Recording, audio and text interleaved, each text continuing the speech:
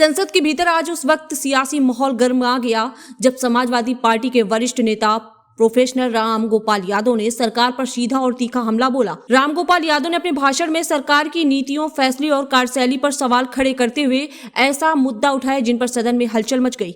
उनकी बातों पर सत्तापक्ष की बेचों से तीखी प्रतिक्रियाएं देखने को मिली और माहौल कुछ देर के लिए काफी गर्म हो गया। सपा नेताओं का कहना है कि राम गोपाल यादव ने सदन में सच्चाई रखी और जनता से जुड़े मुद्दों को मजबूती से उठाया। वहीं दूसरी ओर सत्तापक्ष ने उनके बयान को राजनीति आरोप और बयानबाजी करार दिया। राजनीति विश्लेषकों का मानना है कि यह भाषण सिर्फ एक बयान नहीं बल्कि आने वाले राजनीतिक समीकरणों का संकेत भी माना जा रहा है।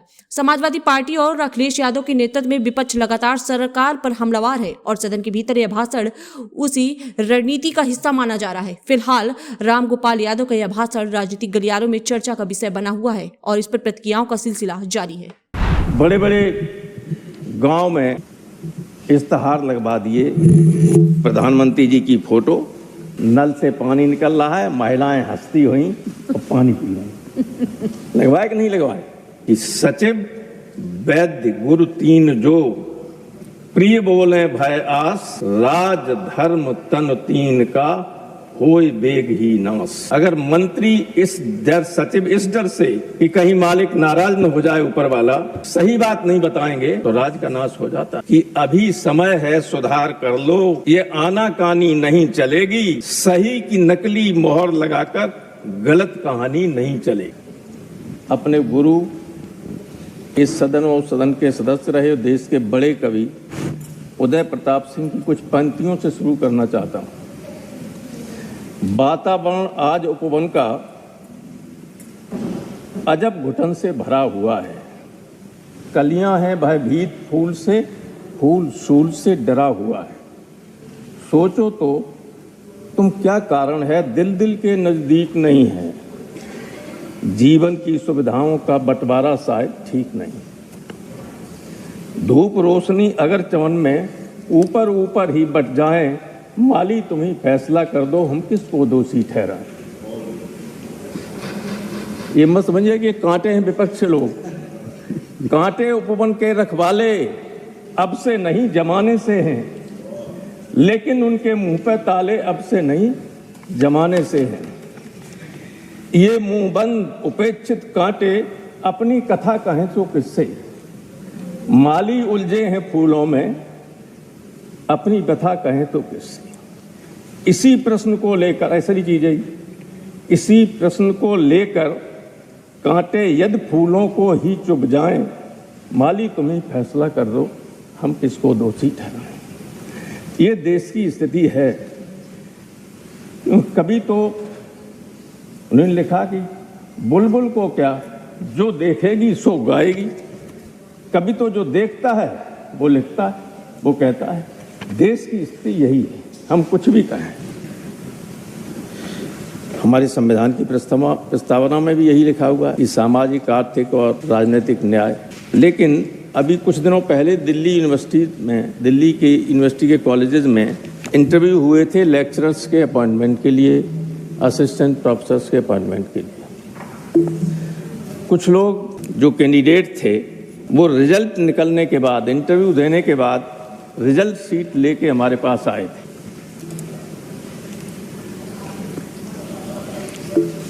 उसमें मुझे देख के और आप लोगों को भी आश्चर्य होगा कि जो जनरल कैटेगरी के कैंडिडेट थे सिलेक्ट हुए थे, सिलेक्टेड, उनमें से जो लोग आए वो सब सिलेक्ट हो गए। लेकिन जो ओबीसी, एससी और एसटी कैटेगरी के कैंडिडेट्स थे उन सब के आगे कॉलम में लिखा हुआ था एनएफएस, नॉट फाउंड सुइटेबल। ये सोशल जस्टिस है। रिटन में नंबर ज्यादा हैं, लेकिन इंटरव्यू में नॉट फाउंड सुइटेबल और दे वर नॉट सिलेक्टेड। और यही नहीं, नीचे के धरातल के स्तर पर आजादी के इतने दिनों बाद भी स्थिति इतनी भयावह है कि आगरा जिले में जाटवों की एक बारात जा रही थी। दूल्हा घोड़े पे बैठा हुआ था, उसको निकलने नहीं देते, घोड़े पे बैठ के नहीं जा सकते। मेरे पास फोन आया, मैंने आगरा के पुलिस कमिश्नर को टेलीफोन किया, कमिश्नरेट के अंतर्गत ही आता। पुलिस ने जाके बारात चढ़ाई, तब जाके वो शादी हुई। हम सामाजिक न्याय की बात करते हैं और जात के आधार पर, वर्ग के आधार पर इतना भेदभाव हो रहा है कि किसी को कुछ मिल नहीं पाता। 27% आरक्षण पिछड़ों का है, 22.5% SC ST का है, 49% आरक्षण।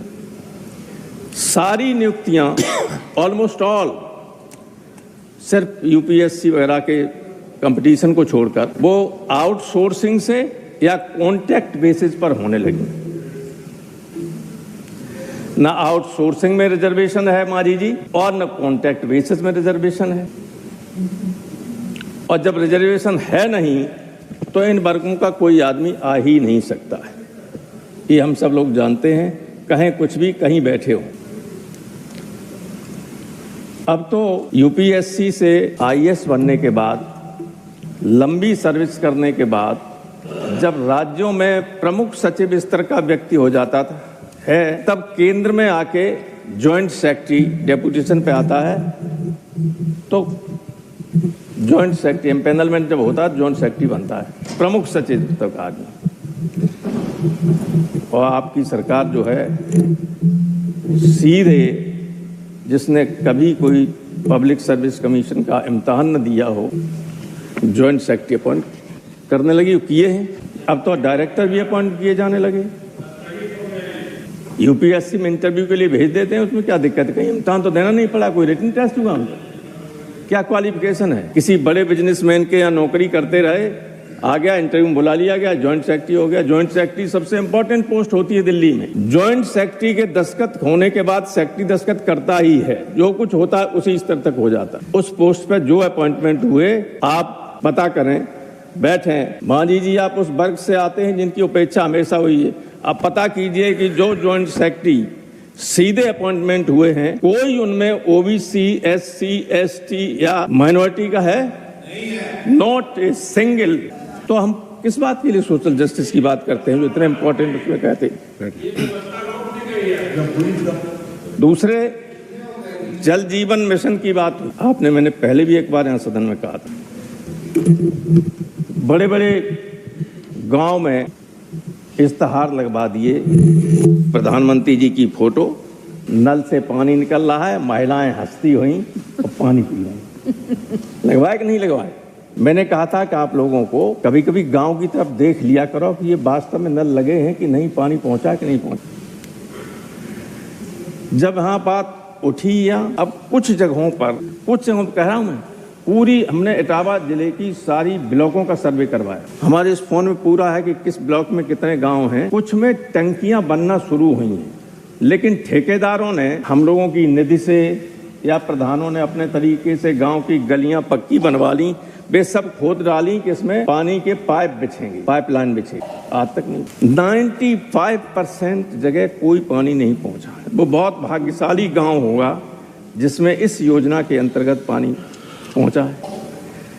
अब मुझे यहाँ गुजरात के लोग बैठे हैं, बुरा न मानना, लोग ये कहते हैं कि ठेकेदार सब गुजरात के थे तो पैसा लेके चले गए। क्योंकि हम पूछते हैं कि भाई इतना प्रचार हो रहा है, ये सब हो रहा है, जल जीवन मिशन की इतनी चर्चा हो रही है, फिर पानी की दिक्कत, हमारे पास लोग आते हैं कि साहब सांसद निधि से हैंडपंप लगवा दिए। कलेक्टर कहता है कि सांसद निधि से अब नहीं लगवा सकते हैं क्योंकि जल जीवन मिशन के अंतर्गत पानी आने वाला है और पानी आ नहीं रहा। हम लोग दुविधा में हैं। इसीलिए मैंने इस हाउस में एक दिन कहा था, या तो सांसद निधि को खत्म कर दो या 25 करोड़ कर दो जो लोगों को कदम दे सके, वरना लोकसभा के लोग इससे आधे चुनाव हार जाते हैं। 1 किलोमीटर सड़क बनाने के लिए चाहिए 1 करोड़ 10 लाख रुपया, तो कहां से कोई बना सकता है? तो स्थिति बहुत ठीक नहीं है। इसकी मैं उम्मीद करूंगा कि जल जीवन मिशन की जब चर्चा, प्रधानमंत्री का बहुत ही महत्वाकांक्षी योजना है, उस पर अगर ये इम्प्लीमेंटेशन हो क्यों नहीं रहा है? या तो सही बात बताई नहीं जा रही है ऊपर, या ठेकेदार लोग और अधिकारी लोग इतने ताकतवर हैं वो इस बात को कहीं पहुंचने नहीं दे पा रहे। तुलसीदास जी ने लिखा था कि सचिव जो होते हैं, सचिव मंत्री या अधिकारी के, मिनिस्टर के सचिव भी दोनों ही लोग आते हैं, और प्रधानमंत्री के जो मिनिस्टर है वो भी सचिव ही। तुलसीदास ने लिखा कि सचिव वैद्य गुरु तीन जो, प्रिय बोले भय आस, राज धर्म तन तीन का, होय बेग ही नास। अगर मंत्री इस डर, सचिव इस डर से कि कहीं मालिक नाराज न हो जाए, ऊपर वाला सही बात नहीं बताएंगे तो राज का नाश हो जाता है। इसलिए मेरा अनुरोध है सभी मंत्रियों से कि प्रधानमंत्री को वास्तविकता बताते रहिए, उनसे छिपाइए नहीं, क्योंकि देश के लिए अच्छी बात नहीं। हो गया टाइम, समय समाप्त हो गया। आधा मिनट और लूंगा। पूरी बात हो नहीं पाई, लेकिन टाइम ही ज्यादा नहीं था। मैंने जो बातें कही हैं उस पर मेरे अनुरोध है कि आप उस पर अमल करें, सुझाव करें। और एक दो लाइनों के साथ मैं अपनी बात समाप्त करूंगा कि अभी समय है सुधार कर लो, ये आनाकानी नहीं चलेगी, सही की नकली मोहर लगाकर गलत कहानी नहीं चलेगी।